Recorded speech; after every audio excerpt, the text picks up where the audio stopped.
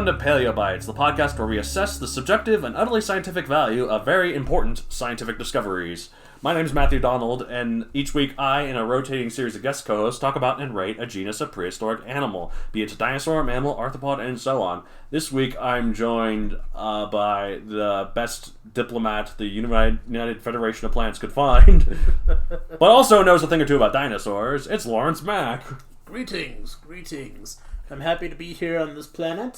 Star date 11/23/2019, although this will be released a lot later. Technically the star date is in the negative numbers. Oh. As the official star dates begin at 0 sometime in the 2300s. Oh, yeah. We got a little ways to go. Yeah, so I traveled back in time to be here. I'm supposed to help be negotiating Brexit, and then I keep bringing up Brexit. Why do you keep bringing up Brexit? I don't know. I'm supposed to be negotiating peace between Colorado and New York. Wow. I was going to say Utah. Wait, has that war happened yet? Oh, no, it hasn't. Famous New York, Colorado. Oh, ignore that. We're not going to win. We're too high. New York side, too. They have legal weed. Well, no, I meant, like, we can when we have the high ground, because we're literally higher. Exactly. We're so we a are mile high. Mile above sea level. Denver, mile high city, so. Yes, I'm here to negotiate the peace once that war happens. Okay. What year is it? It's 2019. Oh, /2020 when this episode comes out. Oh, it was supposed to be 2109. These fat fingers. Oh, okay. They make bigger touchscreens. I mean, you have matter replicators. You can eat whatever food you want. So. Yeah. Do you guys have I wish. Petroleum-powered energy right now? We do not, No? Unfortunately. My replicator is pretty low on energy. I'm going to have to figure something out. Okay, well, are you going to keep this I shouldn't have brought up Star Trek, because we just did the last episode we did record before this was Volcanodon. Right, yeah, this is that question. Alright, so, if you, okay, let's see, I'm trying to think. Something about, if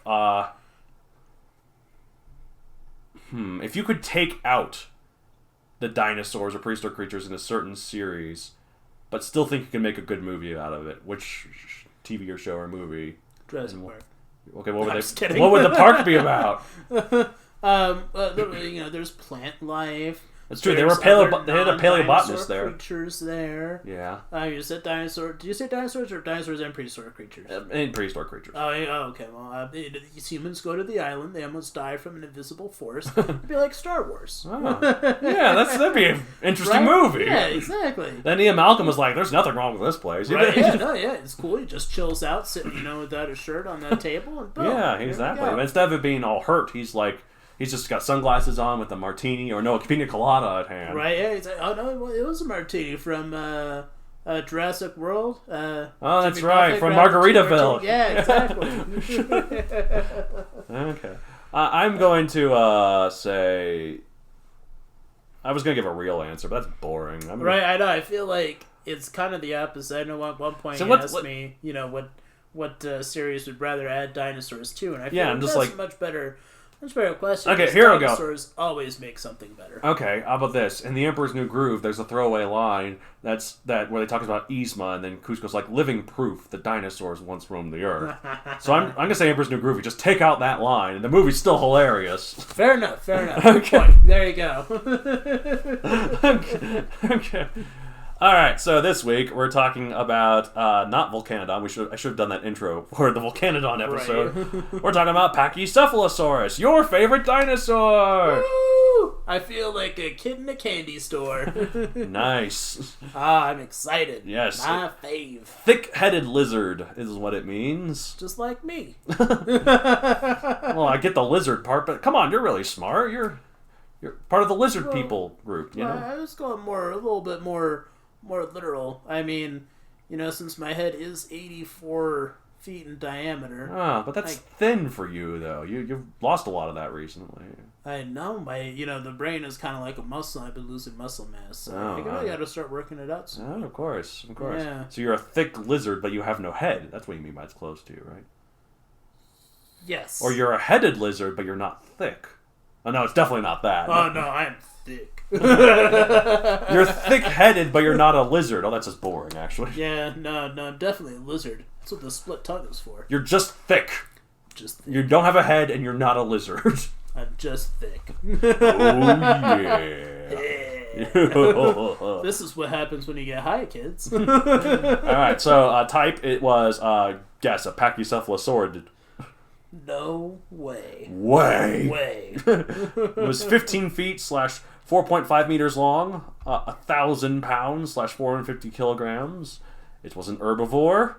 It lived in the Late Cretaceous, 70 to 66 million years ago. I need to bring this up every time we get to 66 million years ago, because I forget to sometimes. We've had a couple of dinosaurs.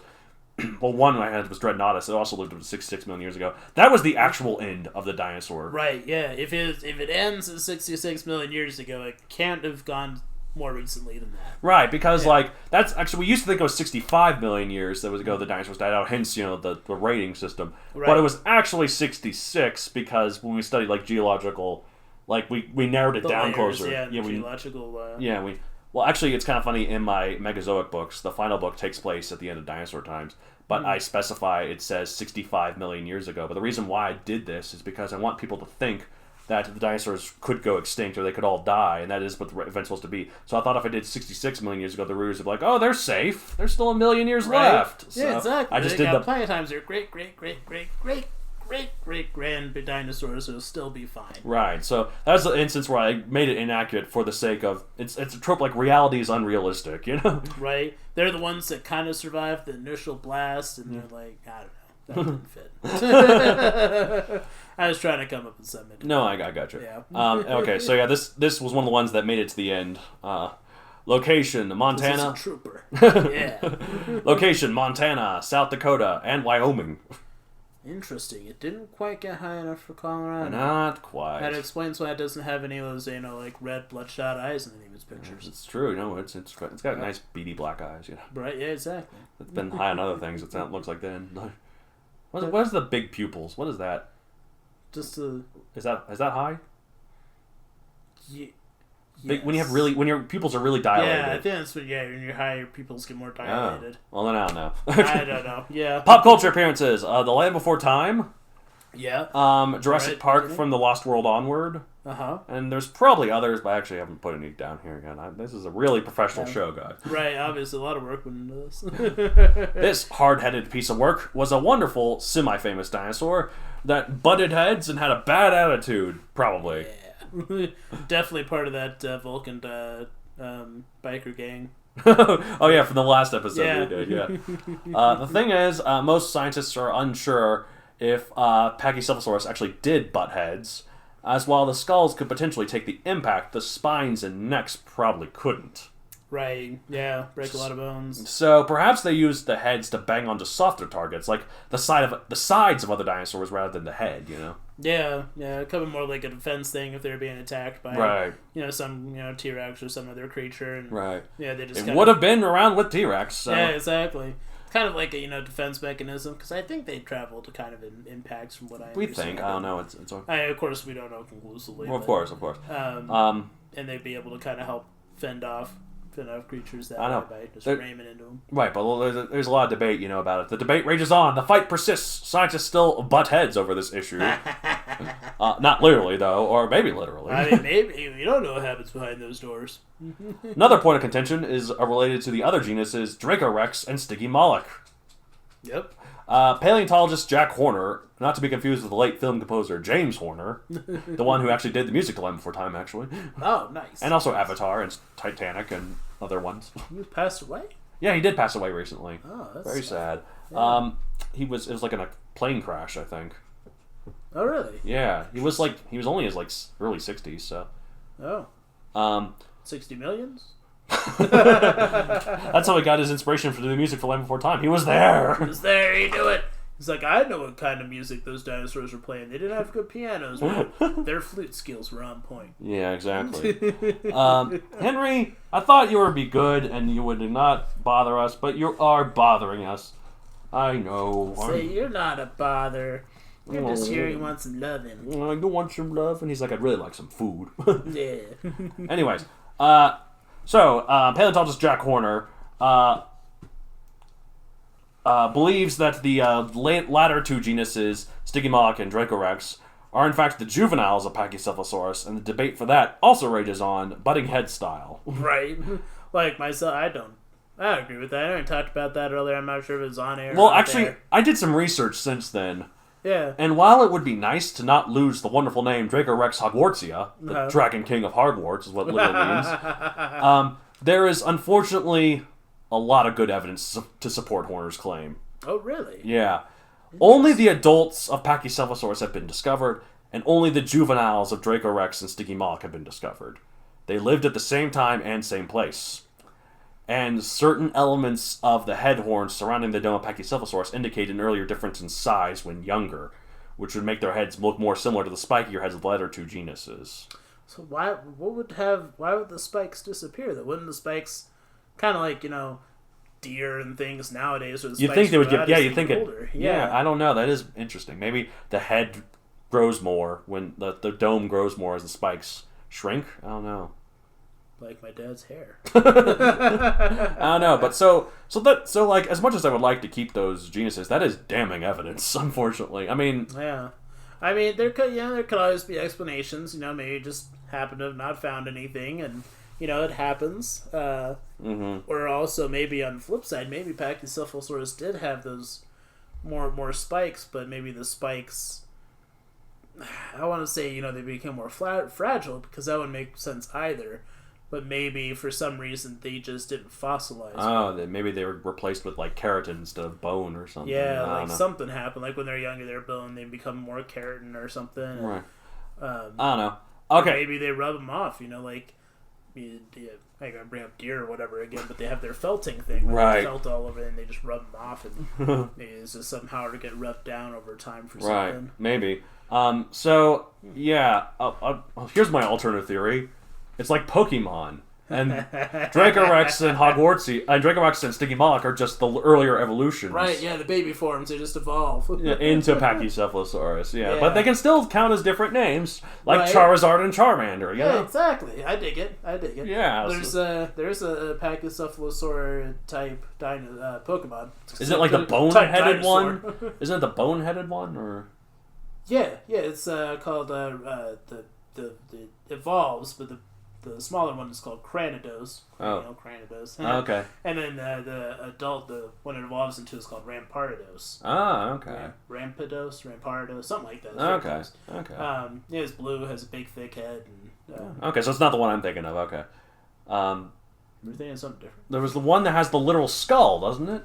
Oh, you're thinking like Cubone or whatever. Yeah, Cubone, that's the one I was thinking of. That literally wears its mother's skull. It's very sad. That's so sad and very creepy. Right, yeah, I mean, just what I want to do. When my mom passes away, I'm taking her skull, I'm fashioning into a really nice hat. You ever seen that Friends episode where, there's, a Christmas episode and Phoebe comes in and she has, a skull, and then Chandler's like, Phoebe's skull? And then he was like, oh yeah, that's my mom's. And then Rachel's like, oh my god! He's like, no, it's not my mom. It belonged to my mom. She brought out the skull every Christmas to say, even though it's Christmas, people still die.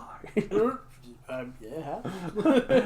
So, of course, I'm bringing up Pokemon Go, because obviously, that's oh yeah, that totally is a Pachycephalosaurus, right? If it loads, I saw it for a second, maybe. I don't know.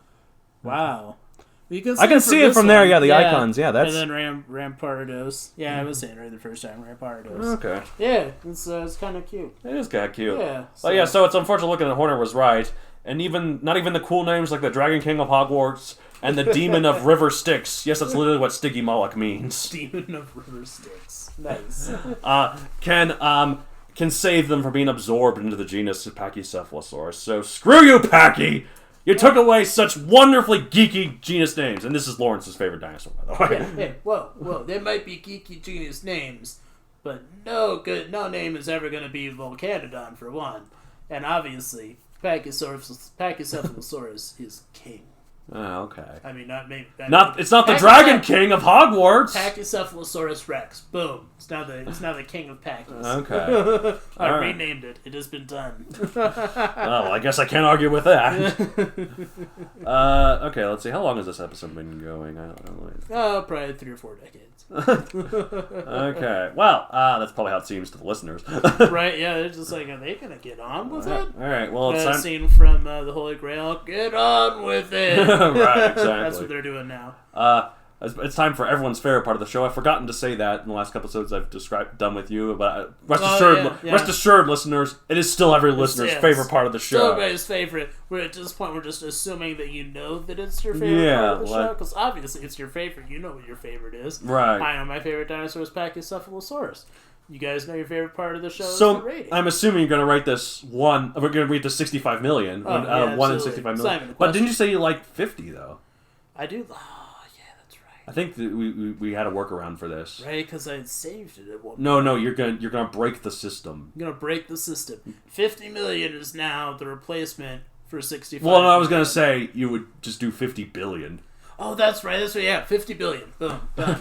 Out of 65 million, you rate Pachycephalosaurus 50 billion. Because obviously it's just that cool. Even though it took away the Dragon King of Hogwarts and the Demon of River Styx, you monster. But see, if it had to be cool enough to be able to do that and get away with it. Cool enough or lame enough. It is the parent of those awesome named dinosaurs, and therefore it just makes it exponentially cooler because it has those combined within its essence. I don't like it. 1 million. No, that's not true. Oh, talk about the biggest difference that we had earlier. It's pretty iconic. That's pretty cool. I'm gonna give it 50 million. 50 million, nice. You give 50 billion, I give 50 million. I like it. Technically, the biggest difference still. Right, yeah, now is the biggest difference. Alright, well, that's the show for this week. If you want to get a hold of us, you can contact the show at mattd@matthewdonaldcreator.com. You can find me on social media at matthewdonaldcreator on Facebook, at matthewdonald64 on Twitter, and matthewdonald64 on Instagram. You can contact me. You can contact Lawrence here. Ask him about the what's going to happen in the war between Colorado and New York. Once you do ask those questions, just be aware that once you receive answers, your untimely death will be very close at hand. Oh no! Okay, maybe don't ask him the question then. For timeline sanctity purposes. I guess we got to preserve the timeline, you know. Except for Francisco El Demarado, you know who you are. You just live, survive. You have an important role to play. Oh god! What if there's actually a Francisco Demarado? I may have said too much. What if there actually is a listener of the show named that? Oh my god! Right? They're gonna be like, what am I gonna do? and then of course he has to re-listen to the show, and he'll realize that I said that I wasn't supposed to appear until 2109. So he's like, I'm gonna be over 120 years old. What am I supposed to do? Yeah. Wow, that's crazy. Although of course you never know. Maybe this show gets lost to the internet, but then someone discovers it in 2060, and they're 10 at the time. 80s or whatever, and he's gonna be like, "Oh, I see." And he's gonna come find me and he's gonna be like, "Why didn't you just travel to the future then? Once you found out you were in the wrong time zone?" Be like, "Well, I just figured I'd wait around. I forgot to carry the 1 in my calculations. I forgot to carry the 1. Darn Vulcans." Okay, if you're interested in writing, I have another podcast, The Writ, where 2 twits talk about writing. The other twit cannot be with us. He's Francisco. No. He's Francisco. He has not been born yet, and or hatched. I mean, it's true. I've said too much again. No. But, things happen in the future. We got to deal with it. We just start laying eggs. Exactly. We don't know why, but it just happens. Yeah, it's said the minute you start laying the eggs, it's very painful. But on the upside, human omelets are quite delicious. Have I said too much?